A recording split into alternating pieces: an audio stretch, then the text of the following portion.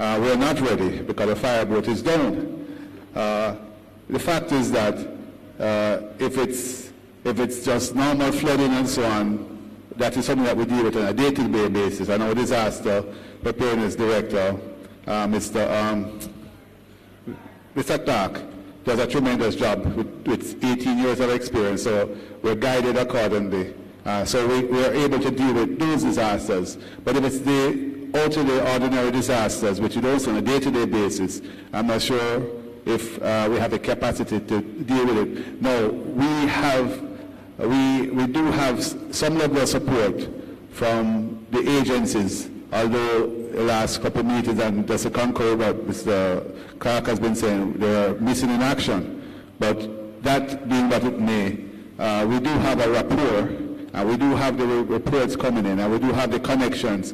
So if there is in fact any of these occurrences, we are able to respond and respond well. We have the type of response with the police, fire, NWA, PEN, and so on. I wanted to ask about that for the panel here also, which is that your whole system and your whole ability to plan, prepare, mitigate, respond, recover is going to be based on the strength of your committees.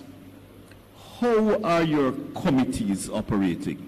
You'd have heard Mr. Glaze made an outline of what they should look like, how they should function.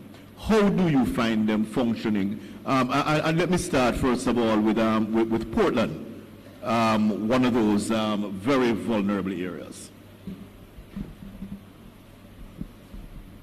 Well, there are two subcommittees that we have. We have the health, welfare, and public education. We also have the communication and public utilities, which are run by the police and fire. Welfare and disaster welfare, and the health is run by the ministry, and welfare by the Ministry of MLSS. Ministry and Public Education by the Parish Council, the municipality. However, we are doing well, we are on board, and we try to keep up to date with the committee. And they function? And they are functioning quite well. Up and running, and you're getting the support from the external entities on your side? Up and running, we cannot afford to lapse because we are a disaster parish. We are ready every time. The same applies in terms of St. Thomas. We have a meeting every month. Even if it's not a hurricane season, we have a meeting once every month. One of the recommendations I would like to make for St. Thomas is that dedicated buildings be built in the three sections of the parish, one in the east, one in the west, and one up north. Why I say that? Where our St. Thomas is located, if there's an hurricane, St. Thomas gets it first. And we think that the government should place special emphasis in St. Thomas. These facilities should be built with the necessary amenities that can probably accommodate 2,000 people at a time. For babies, for the elderly, for everybody. So we are putting that on this program right now, that we need specialized buildings for hurricanes. I happen to know that the Honorable Minister has that as one of his pet peeves. He has mentioned it time and time again. He has some concerns about some of the shelters that we currently use, and has been, going on an aggressive campaign, as a matter of fact, to seek out whether it is possible to have dedicated shelters in some of these areas. Well, let me move to another one quickly here. You would have heard from Dr. Dawkins quite a bit about how active and how robust the health well, you have health and welfare at your side, but she has the health committee at the national level operates. In fact, we're very happy about how they operate. They're one of the most active group, and it probably came out of some lessons that we've learned over the years. What do you find to be the experience of the health sector and the support that persons provide you from the health department within your areas? As I said, we have a good relationship with all the agencies in St. Mary. We even have a WhatsApp group where the disaster coordinator and the various agencies, they communicate via that WhatsApp group. They meet on a monthly basis. The subcommittees function. Even if persons are not in attendance at meeting, they are provided with information. The health department, us, the councils being the local board of health, we have an excellent relationship with them. The chief medical officer of health is normally at our monthly parish council meeting. In the subcommittee meetings, they send other representatives. So we get reports from them as to the readiness of their health facilities prior to and even during the time of a disaster. So we have a very good working relationship. Yes. As you know, the parish court, municipal corporations are is the local board of health. And the fact is that it operates under our human services, the infirmary, which, by the way, is a major issue when we have disasters because it means relocation in the case of St. Anne from the seaside. And of course, and we're looking at several hundred people. The fact is that human services that we have under our control, health department, and the fact that I'm the chairman of the hospital, the regional hospital, means that we have a direct control with what goes on in that arena also. So there's no issue as to the readiness of the health sector in St. Anne, because I make sure that from the hospital perspective, they have a whole disaster recovery and a disaster preparedness plan in place, working with the Ministry of Health. So working closely with Ministry of Health, local board of health, in that aspect, we are ready.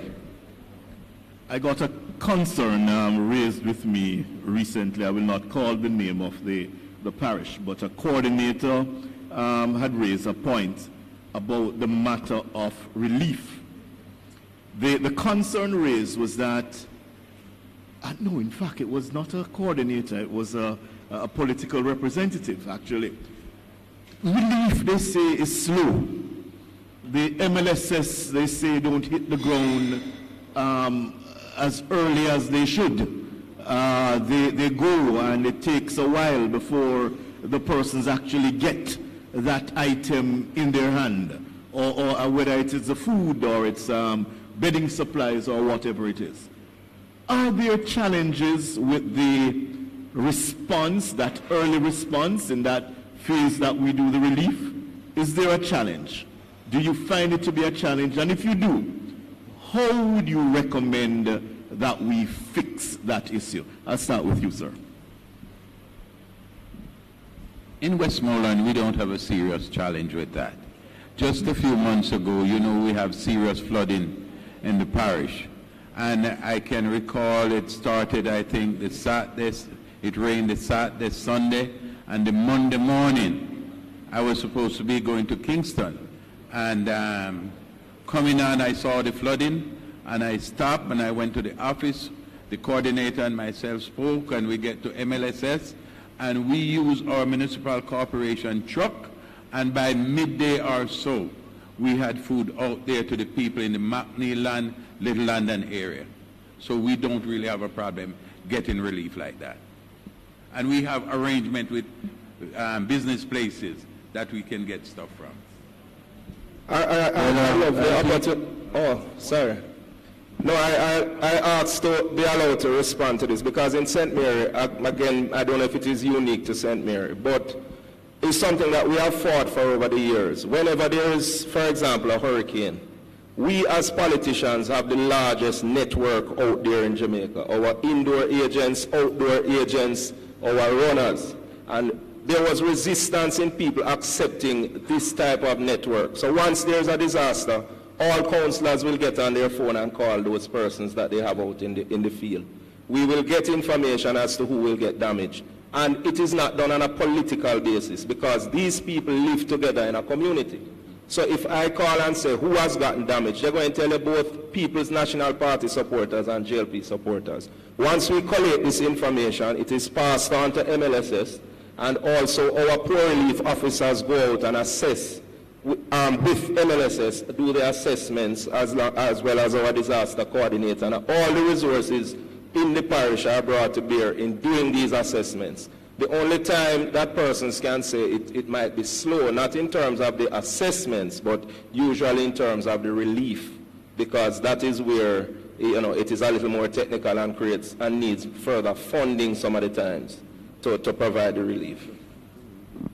Well, I don't know if it is because MLS knows that we are always in need, but they have made preparation for us with certain business enterprises so that we can collect stuff that we are in need of. So we don't really have a problem with collection. I think they are doing a fantastic job. I know Mr. Gordon is not here, but I still have to raise a concern along the lines of some of the comments that Mr. Gordon made.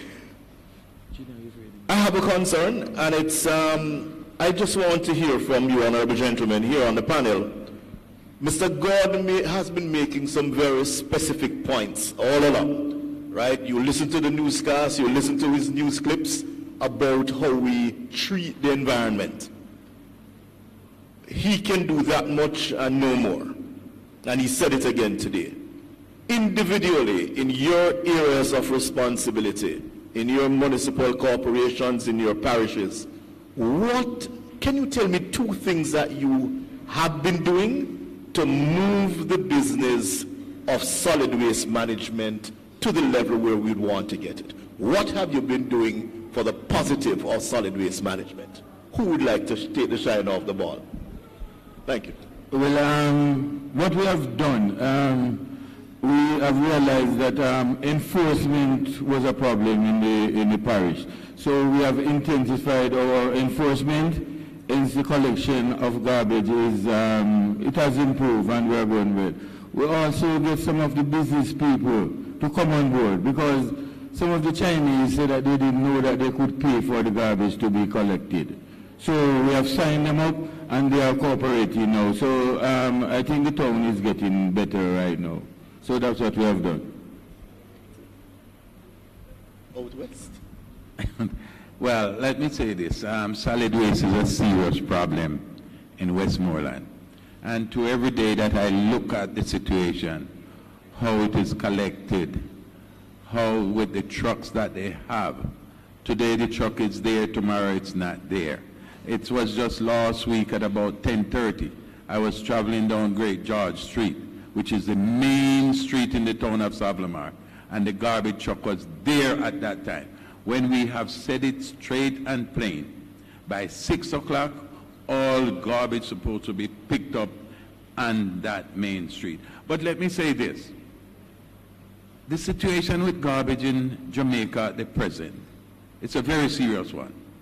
And what I would like to see is some more modern things done.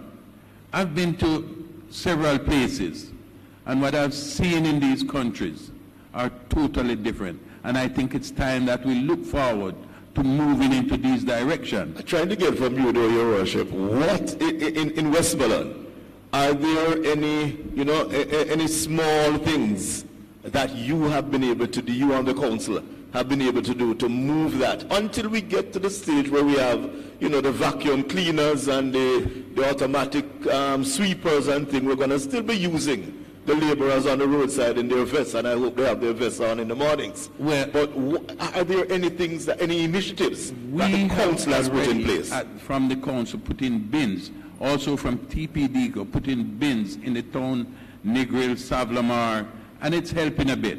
But I still think we need to get these, after we get it in there, if it is not picked up, it's going to be a problem just the same. So we need to have more frequent picked up when we get it in these bins. We have partnered with solid waste to get a lot of bins for the towns. We have a schedule with them that the garbage has to be collected by 6 in the morning, especially in the town centers. We also partner with solid waste to do a bulky waste collection, because in the event of a hurricane or major flooding, the bulky waste clogs up all the drains and we have a lot of problem. In terms of our community meetings, We have emphasized to the citizens that, look, it is part of your responsibility to get the plastics out of the drains. And we are partnering with them to provide bags for them, and we have sweepers going around, and sometimes we have clean up day. We go on the beach, we clean up the plastics. As you know, the plastics contribute a lot to flooding. So we are in partnership with the solid waste. We have a good rapport with them. We are one of the parish you will see on TV much in terms of garbage collection. We have a good relationship there.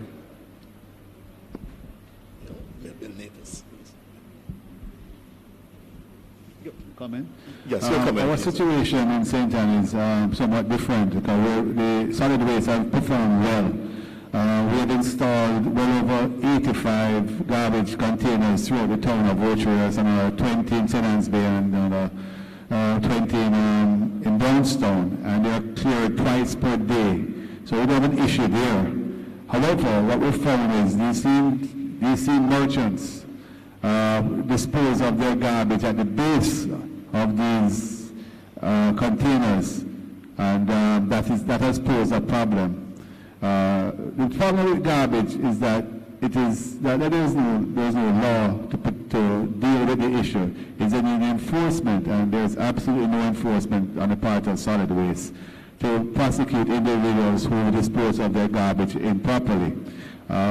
So to me, it's an enforcement issue, and if that could be dealt with, to those individuals who throw their plastics and bottles and garbage outside our windows. Whenever we cut the verges along the highway, you'll see the amount of plastics that are strewn all over the roadsides on the verges, and it's embarrassing. And it's as if people don't care, they don't have a civic pride. Can you do any enforcement? Well, enforcement, I think at that particular point, it's beyond enforcement. It has to do with, as far as I'm concerned, a civic pride. Maybe to have an educational outreach project, some signage, I don't know. People cannot respond to signs, I find. Maybe we need to have signs along the highway, littering is wrong, it's no civic pride, you are part of the litter if you litter, things of that nature. So at least it instills in people's minds that, hey, this is unsustainable. And to me, that is a big part of it. I know that the solid waste have been performing, ever since they got the new trucks, have been performing incredibly. Thank you. And we don't have an issue per se. Thank you so well. I have two questions before I wrap this session up. The Disaster Risk Management Act, I mentioned it earlier, that it is the quote-unquote Bible by which we operate in the disaster risk management space. Are there any areas that you find in that act that you would want to have modified? In fact, we're now going through a very robust process of adding some regulations. I just want to know if there's any one single area that you would want to have, another look at or to have strengthened. You want to start again, sir? Would you? Anything? Anybody here has anything like that? Well, I believe that if we were to look at any one particular area, would be look at the enforcement. To me, the enforcement side. The laws are there. I mean, Jamaica it's not people call it a coconut thing and so on. But the fact is that we have laws at every level, and it's really the enforcement of those laws. Getting compliance, you think, is very important. So as far as I'm concerned, we just need to let people know that we're serious about dealing with these issues, and I think that there's some of the compliance rates. And we hope we get your support, when we start to forcibly move persons, right? Because that's one of the other options, and it's in the act. But are there any other members of the panel who has any particular piece of the act that you want us to take another look at? Major Davis, please permit me, but I'd like to shift focus a little. I think we have heard a lot of theory today, and I would love for us to get to the practical in terms of the operation of our EOCs and how we deal with things on a practical basis, rather than us continuing as it pertains to theory. And in St. Mary, as I have said before, we have, in terms of how we operate our EOC, and my colleague Bertel Moore alluded to it. At the time of a disaster and once our EOCs are activated, we are almost resident at the St. Mary Municipal Corporation that we operate that EOC. Right. And we have all agencies on board. Yes, we have challenges at times with certain agencies not attending. However, we have, as I said, a very good rapport with the agencies, and even if they are not present, we communicate.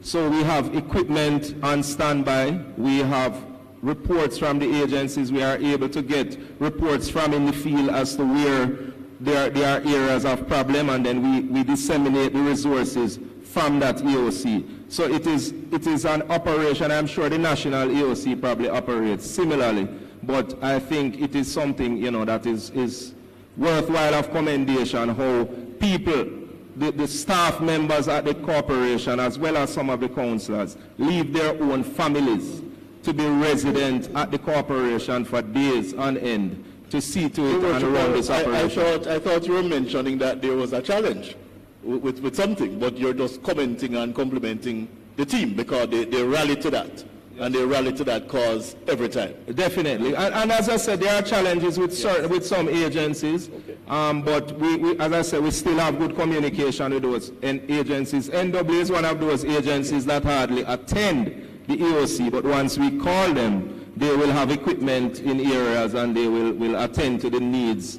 of the citizens. Right. My final point is going directly at me. One of your key partners as municipal corporations is the ODPEM. What operational changes to the ODPEM would you desire to assist you better to accomplish your mandate? What would you want for the ODPEM to do differently in order to assist you as the local authorities to achieve your mandate? And we will wrap right up after I have any number of you weigh in on that one. Please. One of the things that we have been hearing for some time is that we will be getting a regional storage facility for our region, and I don't think it has become a reality as yet. So that is one of the things that would assist, as was mentioned earlier, where your stores are in Kingston, in order, in times of a disaster, for you to get stuff out into the field. And we have been hearing about this regional storage. But I know resources may not, from time to time, cause you not to be able to do it. But that is something I would love to see done in short order. Anything else?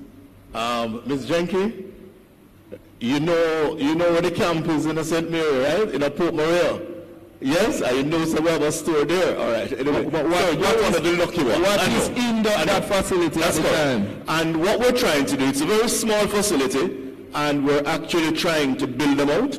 And we actually have an arrangement in place now with a friendly government to give us more of the type that we have down in Montpelier. A proper storage facility where things can be kept, they can last, they're not infested by insects and mold and all of that kind of thing, and that's where we're trying to move regionally now, and the minister is fully in support of that. Yes, sir. Well, just to wrap up on the point that I started with, the point of the generator. As you know, you can't have a EOC without a generator. All right, sir. Ladies and gentlemen, I would want you to join me then to thank the panel by putting your hands together. Yes. What we tried to do a while ago was to take a look at the areas raised by our presenters and try to see how they relate back to the municipal corporations, and also to get a feel from the policymakers at that level as to how they see these things happening and how they can make it happen. I want to thank you so very much, gentlemen, and I sincerely hope that for the rest of the conference we will go from strength to strength. Thank you. Thank you so much. Thank you so much. I hope I can get the generator.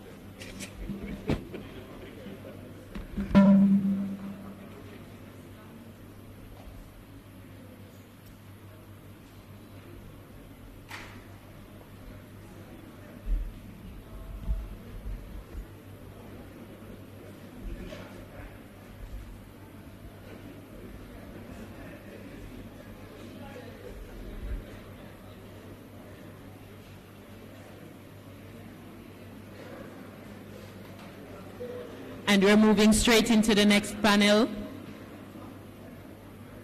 Mayor Maraj, Mayor Scott, Mayor Ram,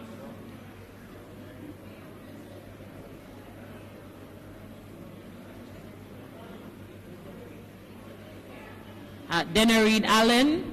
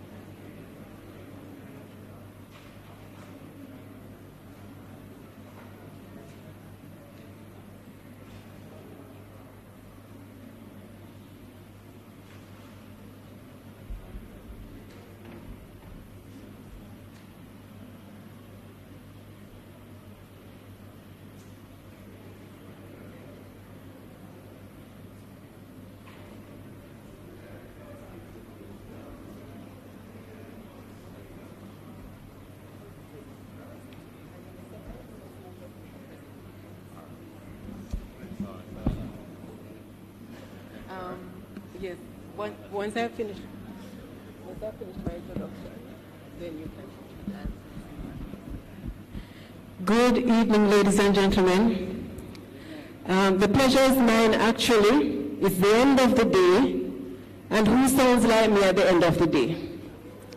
I just had coffee, which means that I'm full of energy, and I invite you to have some, just in case your energy levels are going down. Just by way of introduction, my name is Karima Akins-Mitchell. I'm a disasters management expert, and I'm actually representing Mr. Ronald Jackson from Sidimo. It's a very big shoe to fill.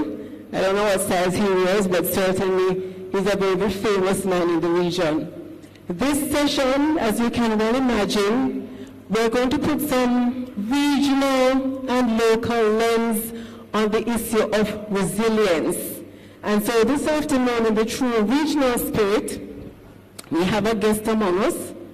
He is, just so that I don't call his name incorrectly, we have Mayor, His Worship the Mayor, Glenn Ram from Trinidad and Tobago. Let us give him a round Jamaican round of applause, please. And then from Central Jamaica, we have His Worship the Mayor, Winston Maraj. Can I also get a round of applause? If Miss Lou were here, she would say, "Them the clap sound too thank you. So as I introduce them, please. Thank you. That applause sounded like it had a little more dumpling and ackee behind it. Thank you very much. And to my left, I have Mayor Norman Scott, also Central. He is from the parish of St. Catherine, the mayor of St. Catherine, actually. He's correcting me, my apologies, the mayor of Spanish Town, and you will be the mayor of May Pen, and the mayor of Trinidad? Mayario, thank you. Mayaro. It's clear that I never spoke Spanish at all. And to my far left is Ms.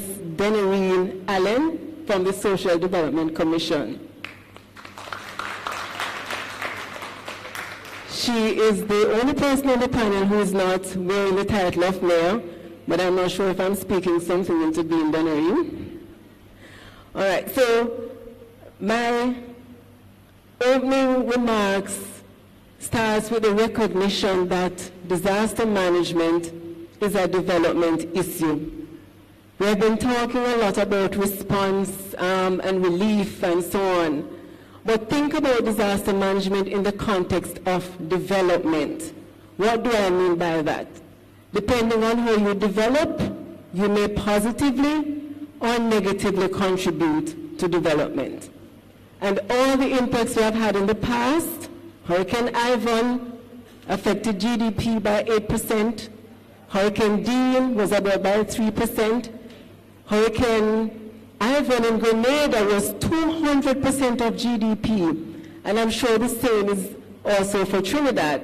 So regionally, we have a problem. But there are also opportunities that come with disasters. So how do we now translate all of this negative energy, look at the positive opportunities as well come out of it? So today our theme for this session is resilience within our local context. And so we're going to ask these gentlemen and lady to share their own perspectives on this. Now, like I said, we're bringing a regional lens to this, and hence the presence of the mayor of Mayaro. I shall get it by the time we leave here. And to think that I'm a regional person. But one of the things we want to look at is this issue of resilience. It is quite global. The Sendai Framework for Disaster Risk Reduction speaks about it. Regionally, the CDMA strategy, the CDM strategy speaks about it. And then locally, we want to hear your own perspectives on this issue. I'm mindful of time as well. We will not be using the entire hour and a half that has been dedicated to this session. We're going to be cutting it somewhere close to an hour. So what will happen is that we will have these gentlemen giving their own perspectives on it, say 5 to 6 minutes, and thereafter we'll have a discussion on the issue. So at this point in time, I'm going to invite the mayor of Maypen. It's at the end of the day, please forgive me. The mayor of Maypen, His Worship Councillor Mirage, to bring his presentation, followed by the mayor of Spanish Town, His Worship the Mayor Norman Scott, then followed by Mayor Ram. I will just excuse myself so that you can see properly, and then we can resume after. Thank you very much, Madam. And I did a little presentation here put together. So as you see, we're dealing with disaster resilience within our local context, understanding disaster management and mitigation. And I now refer to the parish of Clarendon. And you all know what happened to us last year. We got hit 3 times by just excessive rainfall. Disaster resilience is critical to achieving the vision for Clarendon, a thriving parish with a healthy, educated, and creative population that lives in safe and attractive communities. Disaster resilience within our local context is the ability of our parish to absorb and recover from potentially catastrophic events without compromising long-term prospects for development. Over the years, we have witnessed our fair share of disasters, with the floodings of last year being the latest examples. And every hurricane, let's deal with hurricane that starts on the south or passes on the south or through the center of the island, Clarendon is affected. And of course, these events have inflicted heavy socio-economic and environmental costs on the parish. All costs are generally high, but the economic impacts of the disasters are usually overwhelming. Clarendon is arguably one of the most vulnerable and exposed parishes in Jamaica. I'm sure other mayors will want to claim that as well, but we know that we are. Approximately 2/3 tropical systems have approached the country from the south. The low-lying areas along the coast have elevations of 0 to 10 meters above sea level, and they are particularly vulnerable to coastal flooding. And I might just add that some of my people will tell you that some of our communities are below sea level. I always wonder about that factor, but I don't know if that works. Riverine flooding is associated with the Rio Minho as well as the Milk River systems in the parish. Landslides are a chronic problem in Upper Clarendon due to the geology as well as deforestation, cultivation, and construction activities. Clarendon is vulnerable to droughts because Jamaica is found in the tropics and the parish is positioned in the orographic rain shadow of the Blue Mountains. And some of us might want to wonder what that word means, eh? Yes. It has to do with the height of the mountain and the shadow that it creates whenever we have these rain clouds coming over. Eh? So by the time it passes all the way over the mountains, it passes Clarendon and gone somewhere else. The dry conditions and warm temperatures are usually aggravated during the dry season, causing large areas of vegetation to become very dry and vulnerable to bushfires.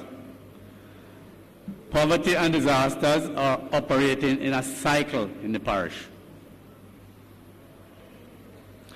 Implementation of strategies to build local resilience is ongoing.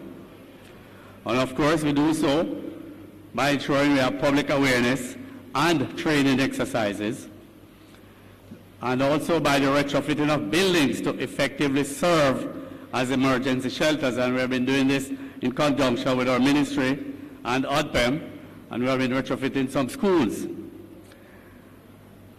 as well as the rehabilitation of a number of community catchments. And you know, in the hills, we are in charge of the minor water supply systems, and there are some communities in the northern section of Clarendon that has no water sources at all, so we have to use catchment facilities. Of course, also by reforestation activities, and we are doing some of these now with funding from our international donor agencies and so on, as well as NEPA. Promotion of climate-smart agriculture and rainwater harvesting. Also, we are partnering with non-government organizations as well. And presently, the Ministry of Economic Growth and Job Creation have been constructing some 1,800 check dams in the northern sections of the parish, working with our local RADA office, that's the Rural Agricultural Development Authority. And these check dams are like a cubic meter in size, and they are created to hold the slide of the soil whenever it rains. And so I could go on and on, but since you said 5 minutes, I'll just look at this one here. Recommendations.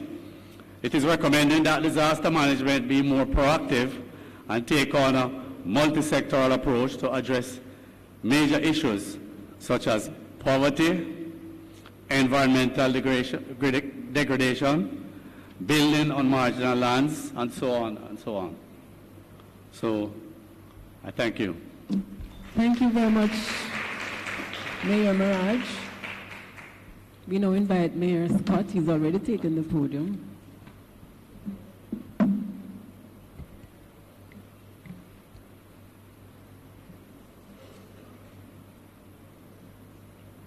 Good afternoon, distinguished ladies and gentlemen, mayors, of course, His Worship the Mayor of Montego Bay.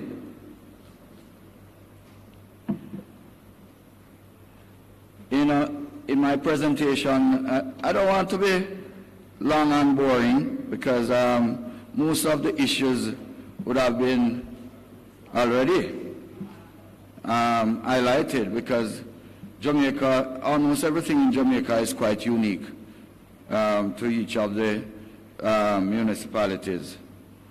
So I'll just give you a quick background as to St. Catherine, as it relates to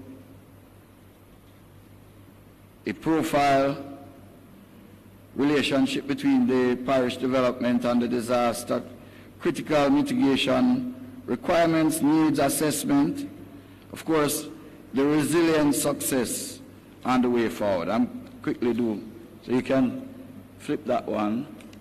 Those are some datas. Flip that one too. As I said, vulnerability is not unique to St. Catherine.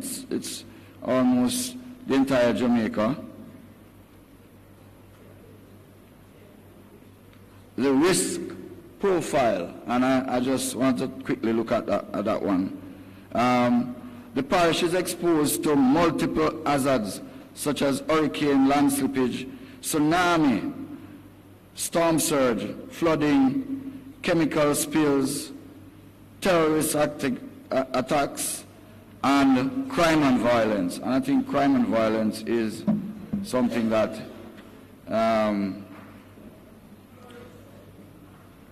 it's more predominant in some areas than some. The vulnerability of the parish, prone to a number of hazards, that I had said, mainly flooding, land slippage, and just show you some profiles, some datas quickly.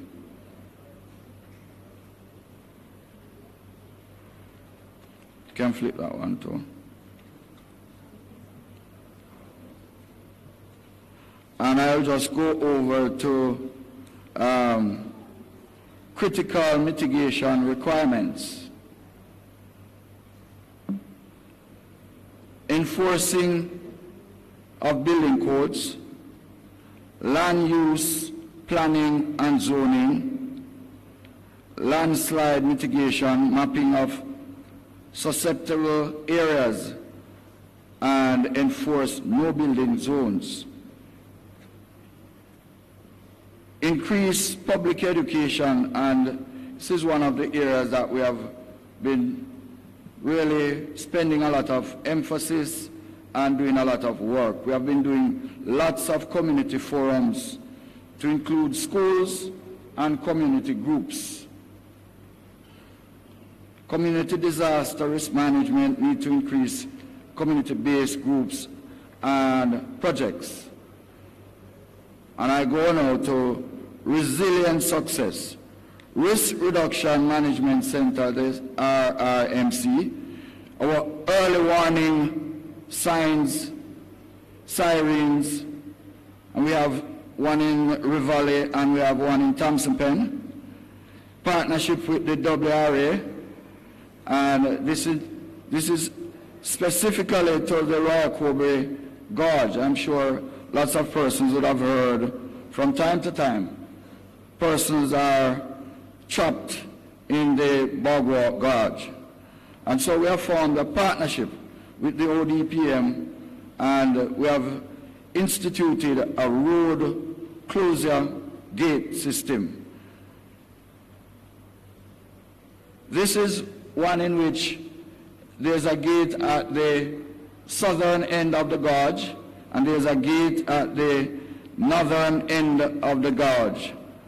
Of course, the early warning system would have indicated to the disaster coordinator, who in tandem with the police, the fire department, would ensure that once there is the warning system that tells us that the Royal Cobre River is rising and it gets to the level, then the gate would be closed, preventing any motorists from getting into the gorge and is being trapped. Of course, the tsunami siren system, persons would have heard sometime last year, early this year, where in Old Harbour Bay, the tsunami system went off, and of course, the community of Old Harbour Bay was responsive, and persons had begun to move out of Old Harbour Bay because of the system that has been the early warning tsunami system in Old Harbour Bay. Of course, there is a draft MOU in the Raya-Kobe area with some of the divers. It is a system that we have been trying to institute, both with the fire department, the police, and of course the municipality, to put in place something to mitigate, to assist persons when they fall into the river. Of course, the challenges as it relates to resources. There are some private companies that have come on board and have already donated diving equipment. The fire department have started training, and so we expect that this system would be up and running effectively. Of course, let me just run quickly over, and I mentioned the flooding in the floodgates. I mentioned the traffic control and the road closure. I mentioned, and you can go over, yes. Of course, St. Catherine, like some other parishes, Clarendon, has the low-lying coastal areas, and of course we suffer the same kind of damages as some places in Clarendon.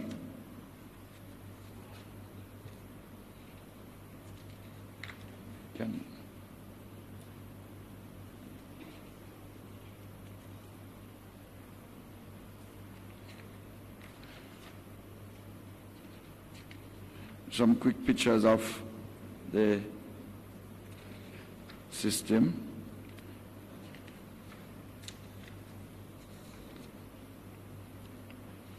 The way forward. Key areas for continued action: enhanced integration of local knowledge with scientific information, research data, dedicated funds for disaster management was discussed, increased public education program, building resilient communities through partnership, strengthening partnership with corporate communities, increase awareness towards climate change and its impact, strengthen the RRMC, DRIP, NRIP, of course, establish state-of-the-art emergency operations center, review strategic and corporate plans to incorporate climate change and its impact, increase EWS. Thank you.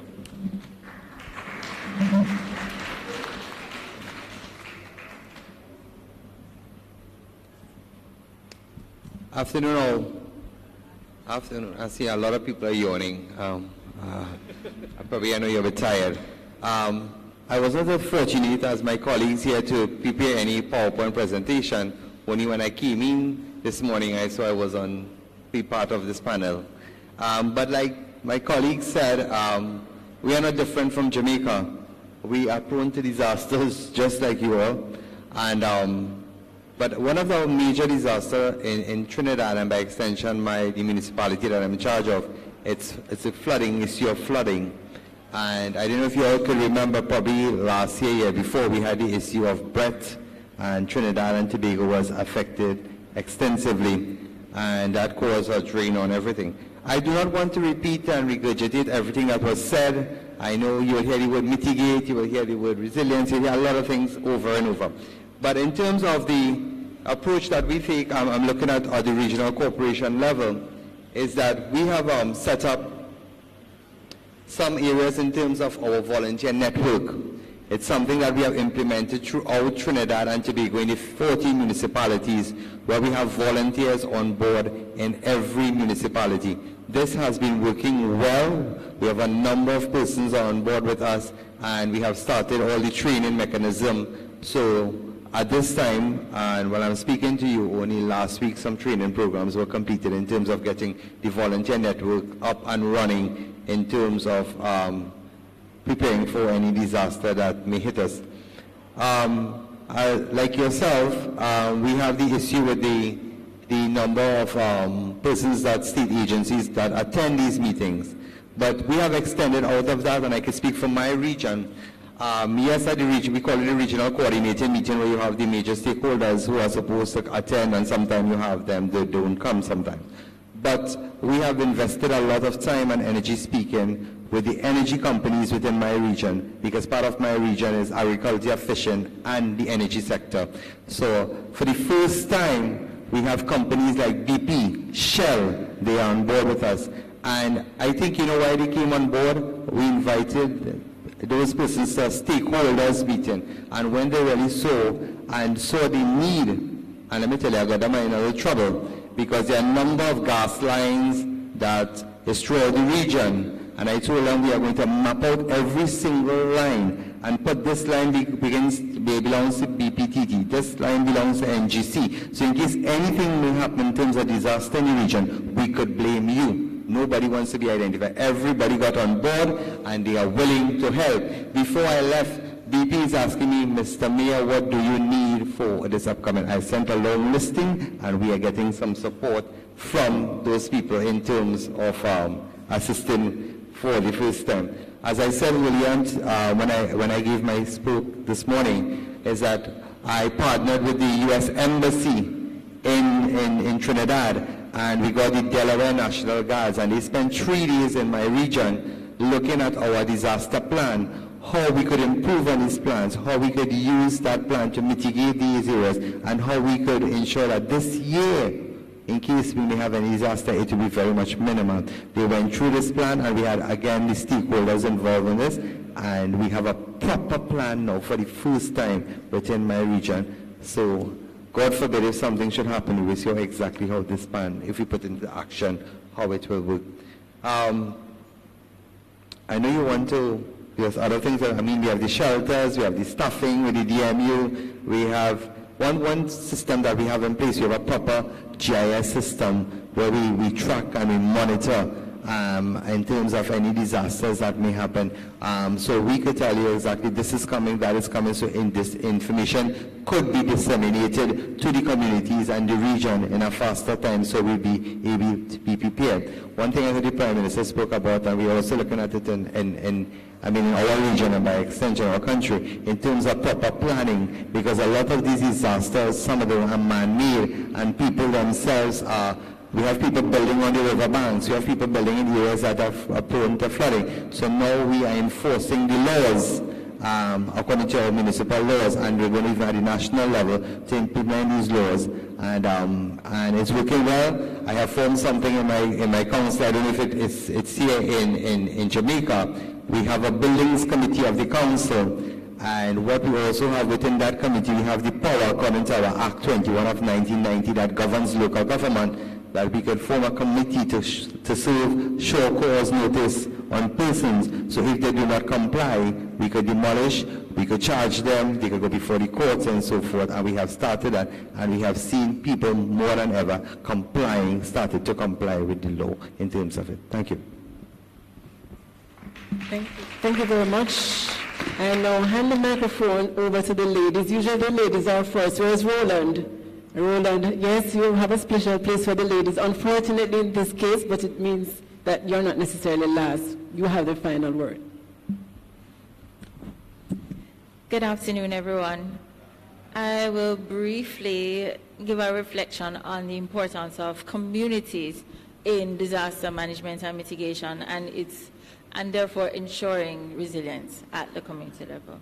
So resilience means basically to recover, to bounce back. How quickly can we get back to business?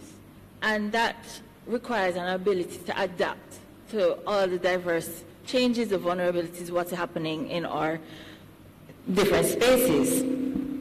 And it also requires a mechanism being in place or developed to make sure that there are protections there to protect our communities and to help us to bounce back. Now, as has been said by a number of presenters before, Jamaica's location means that it's not a question of if we're affected, but when and how often and how much damage will be incurred. Now, we have noted that with 60% of our 775 communities in Jamaica have been identified as vulnerable. Can you imagine? That's a lot of communities. And another 300 of those communities are categorized as being either medium to high risk. So the threat and the risk is very, very real, and therefore the possibility of economic impact and impact on our society and our community's livelihood and everyday life is very, very significant. And so therefore, how much damage is incurred and how quickly we bounce back depends largely on how prepared our communities are and how resilient they are. So therefore, disaster management has to start at the community level, community involvement and community preparation. We have to build resilient communities. And once we've done that, that will help us to reduce that loss in terms of loss of life. As you're pointing out, Mayor, you have communities built on, in where we call no-build areas, on riverbanks. But we also have issues that come up from man-made disasters. So we need to make sure that if we can build stronger, resilient communities, then we can reduce those impacts in the long term. Because this is not this year, but it's a continuous activity that needs to happen. Especially given the fact that, as we've been seeing, the disaster events or hazards have increased in frequency over the past 20 years, as well as the number of major events have increased, which means the potential for risk and impact has also increased. So the action at the community level has to go hand in hand with the action that happens at the parish and national levels. And of course, so therefore the community needs to be involved deeply in disaster management. So they need to be able to plan for and respond to the disasters and be able to help with the recovery of their own communities. And so getting back to business. So they are able to plan for their actions before the event, during the event, and after. In terms of our education, that's something that we've been stressing in terms of communicating through forums and educating families as to what to do during an event. But we need to expand our engagements with them to allow them to also be included in identifying potential risk in their community. The community is an untapped resource, and we need to be able to see them as such and tap into that knowledge to help us to build community-specific disaster management plans to help with that, not only preparation, but the recovery, as well as trying to reduce that impact. And so some of the ways that we can do that, and some of it is being done, and Mayor Scott has mentioned some of them in terms of the mapping that is being done by the local government. A lot of the MCs right now are doing susceptibility mapping. We can also involve the community in incident mapping, and so therefore they can themselves share some information about areas that we might not be aware of that are frequently affected by disasters or disaster events. So of course, as I was saying, the goal will be to, moving forward, should be to look at communities being resilient over time, with the communities identifying their potential risks and also addressing them in terms of identifying areas of action that can be done in the short, medium, and long term to ensure resilience. that sums it up. I won't take any more Thank you time. very much. I'm going to thank you very much, gentlemen and ladies. I'm going to continue where Dennerine left off because she said resilience needs to be built over time. And that is true because resilience is not a one-off activity. It is a progressive activity that requires some amount of continuous intervention. So the question I have for you, my panel, is this.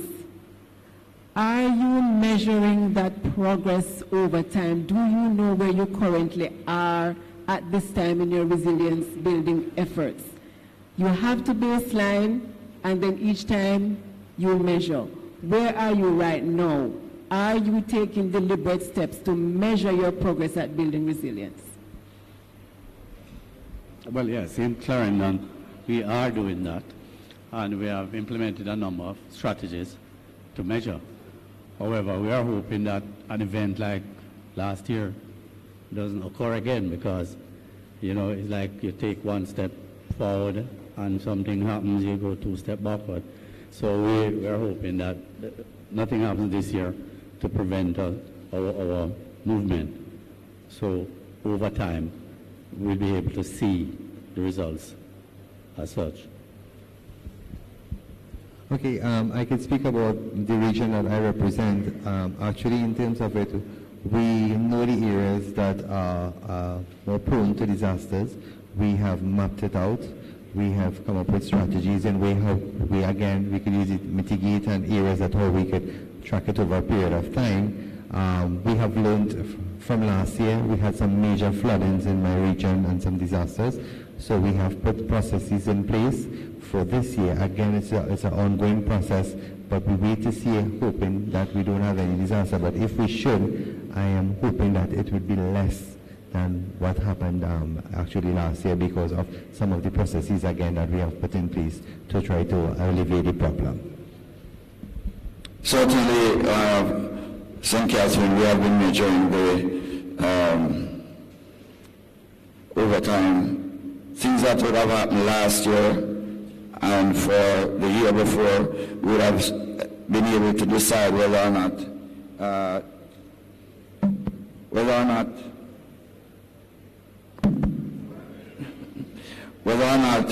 the same kind of responses would be required for the period of time. And as a result, it is why, and some of our former panelists made mention of it, that we train our people every year. We make certain that all our disaster, all our shelters are up and running within a specific time, and in case there is any kind of emergency, we ensure that the responses are within a specific time.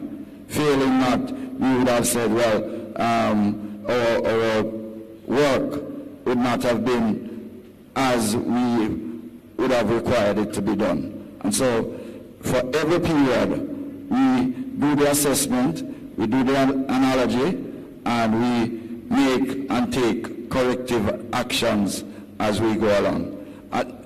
At no point in time can any municipality could say that they are 100% prepared, because you don't know what this disaster will, how it will strike, and in what proportion the responses are going to be required. But you train, you prepare, and you hope to God that no disasters strike. And however, if something do happen, then whatever the response time, you do, you take the corrective actions. Thank you very much. I heard Mayor Ram mention the issue of public-private partnerships, the partnerships enjoyed with the energy sector and the companies within your own zone. I'm going to pose a question now to Clarendon, and I'm looking in the wrong direction. Clarendon and St. Catherine. St. Catherine, you have one of the largest set of industries, bar in Kingston. How well have you been capitalizing on those relationships and partnership building to ensure that your resilience is built? Have you been capitalizing on that? Certainly we have a very good rapport both with the private sector and community-based organizations. The shelters are run by the community-based organizations. We have large companies in St. Catherine that whenever there is an impending disaster, the companies like Usinco, companies like Trade Winds, all these companies work from time to time, make resources in various forms. Construction companies make resources available so that in case there is the need. For example, whenever the gorge is blocked, and usually the gorge is blocked by silt and debris, we would ensure that, and through the partnership with private sector company, within a short space of time, the gorge is cleared, and so the movement of traffic is able to go freely through the gorge. Thank you very much. I'm going to ask Mayor Ram as well. The issue of vulnerable groups and communities raised by Dennerine in her statements. How well are we integrating vulnerable groups in this whole resilience building effort? So we're talking about the community on the one hand, but there are these specific groups and subsets of the communities that need special attention. They need their livelihoods protected, they themselves need additional protection. How well are you doing with that kind of integration in the whole process? Well, we have our challenges because most of the times, some of the areas that we have disasters, you have the most vulnerable people living in these areas. And a few aspects and a few areas that we are trying to see how we could deal with it. In terms of what we call it, we have social services within our region. And after every flooding or every disaster, and we do an assessment, we have assessment officers going on there. Again, it's a drain on that ministry because everyone is looking for some form of assistance.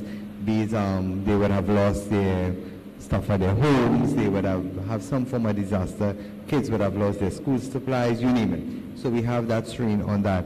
We also have, in terms of the agricultural sector, my area is a bit agricultural also, so we have persons who have lost their entire livelihood with their crops and so forth being destroyed. So we have put some measures in place for those people where there are some incentives to get them back up and running again in terms of assisting some areas. Some areas like some produce were taken off the listing, so those farmers were in a bit of a quandary, but most of the areas, they get some assistance. Also, what we try to do, and I know I'm speaking frankly, I know this happens in Jamaica, but some people try to capitalize on disasters, because a classic example, yes, we will have our disaster management officers going out and doing the assessment. Then you will have social services doing the assessment. And persons will come to both institutions trying to get assistance, grants, monies from both of these ministries. So that's where the coordination comes in. So some people actually benefit from it. So we are trying to minimize that by having all the agencies, as I said, on board. So exactly, if somebody should come to the regional corporation, a listing will be sent to social services. Social services will send back a listing to us, even in terms of the persons with the Ministry of Agriculture, because what we have done, like for example, again, I could bring in terms of the private public partnership, we have BP who assisted some farmers to get back on their feet, so to speak, and again they benefited from the government subvention. So again, we are trying to coordinate it this year, so hoping if we have any disaster this one, so at least people will benefit and we could spread the resources to a wider scope of people. Just quickly on the, could I forget about Food for the Poor and of course ADRA, those two institutions that have been a tower of strength to, I'm almost certain that most municipalities in Jamaica. So I just want to mention them.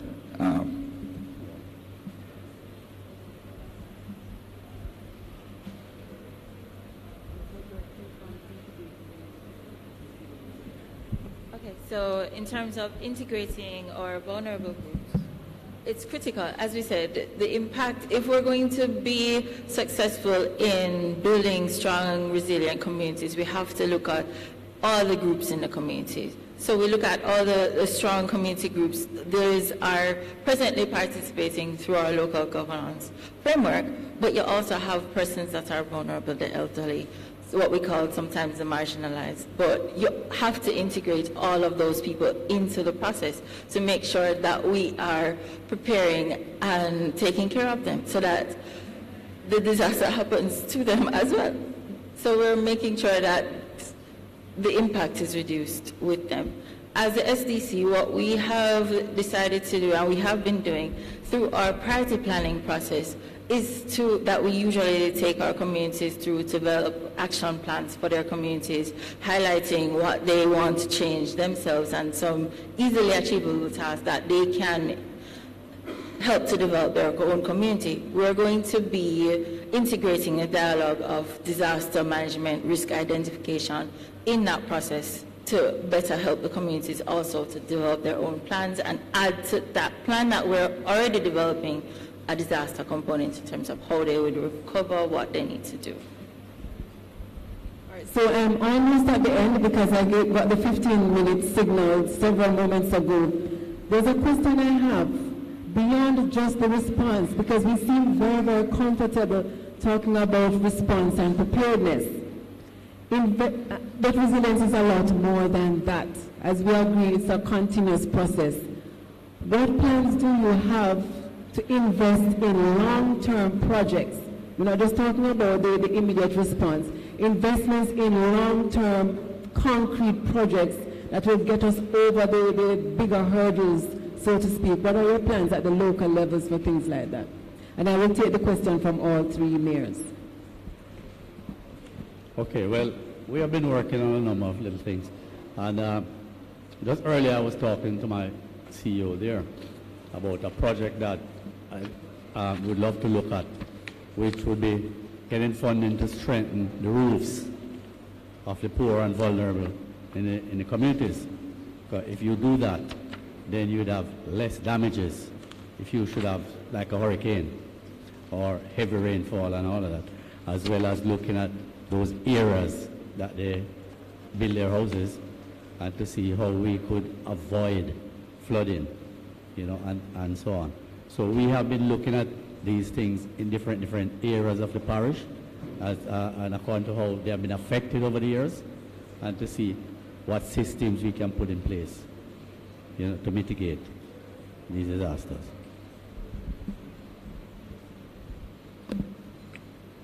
For St. Catherine, I had indicated that enforcement of building codes, use of planning and zoning, landslip mitigation, mapping of susceptible areas, and enforce no-build zones.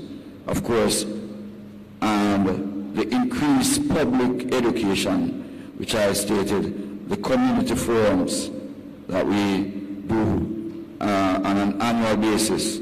Each division, there are 41 divisions in St. Catherine, and each division has to have a community forum where all the officers of the municipality, officers from the various agencies such as SDC, the public health, the solid waste, police, all the entities come together and sit with the communities, and most, if not all, kinds of discussion entails there.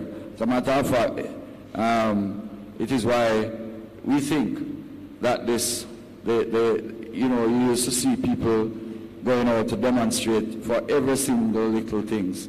These forums have created an avenue where the ordinary citizen can come and speak to people that they would not normally able to have discussion. For example, RGD. These are some of the agencies that are part of this community forum.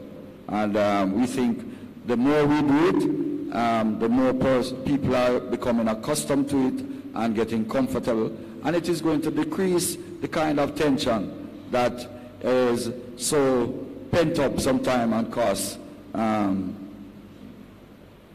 loss of time and in some instances, loss of lives and property. Sorry, 1 minute sign went up. I'm just saying quickly, in terms of our region, we have formed a committee that is the Public Safety Disaster Committee, and within that committee we are looking at a 3-year plan, and it's more like a strat plan, where we have engaged some persons to come on board with this. We have gotten persons from the communities that are vulnerable and those areas that are more prone to disasters, and we have started on this process. So we're actually mapping it to see how we are within this 3-year period, and then we move on from there. I know probably in any plan there will be deficiencies, you'll have changes, but we are starting on this. So the first time that we are actually doing this, and hoping that we'll be able to be a learning process for us to actually move our region further. And it's the first of any region in Trinidad, so in case it works, other people could look at it and probably map it in the area too. Thank you. All the best on your new initiative. Ladies and gentlemen, I think it is time to wrap up this session. There's certainly a lot more to talk about. This business of resilience is very broad, very all-encompassing, but unfortunately time is against us. But I'd like to thank the panelists, the 3 gentlemen and lady. We have certainly gotten a very broad perspective. We have looked at land use planning and zoning, building codes. We have looked at the role of communities in resilience building. We have also looked at the role of partnerships, public-private partnerships and others.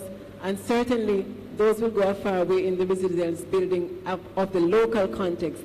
One of the things I think we may need to look at in going forward is the monitoring and evaluation, actually documenting and measuring our progress, because that is the only way we can be sure that we're actually building resilience.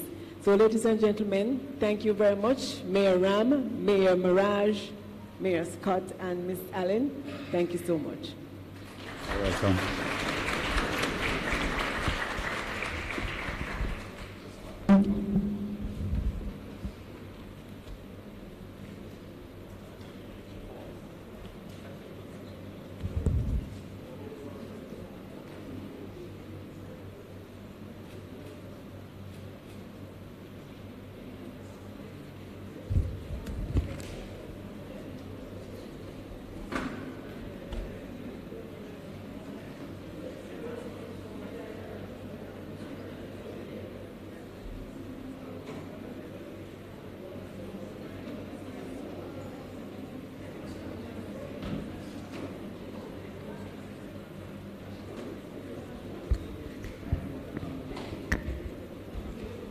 Thank you very much, ladies and gentlemen, for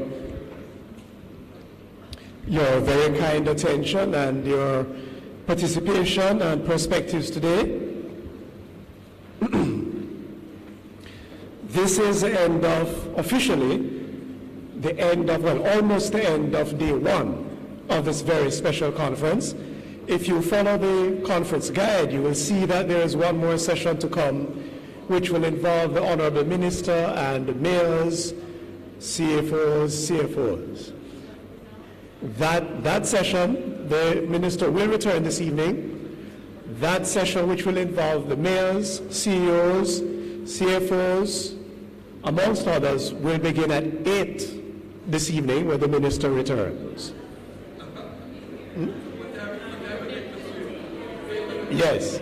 In addition to that, that meeting will take place here in this room. And I should indicate that dinner will be provided for that session. So we're just going to ask the mayors, CEOs, CFOs just to come here at 8.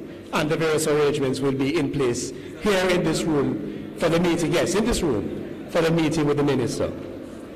I should also indicate that tomorrow morning, when we begin our breakout sessions, we will first gather here at 8:30 to facilitate the registration process, begin promptly at 9. And once we get over the preliminaries of tomorrow morning, we will then split out. The first group, Group 1, will remain in this room, and then Group 2 will go to the third floor, one floor upstairs, where group 2 will meet. Yes, they will meet in the St. James room, which is upstairs, forward, and to the right. You can't miss it. It's branded the St. James room. Group 2 will meet there for the day, and group 1 will meet here for the day with the respective facilitators. Ladies and gentlemen, I want to thank you for being here today and look forward to seeing you early tomorrow. Thank you very much.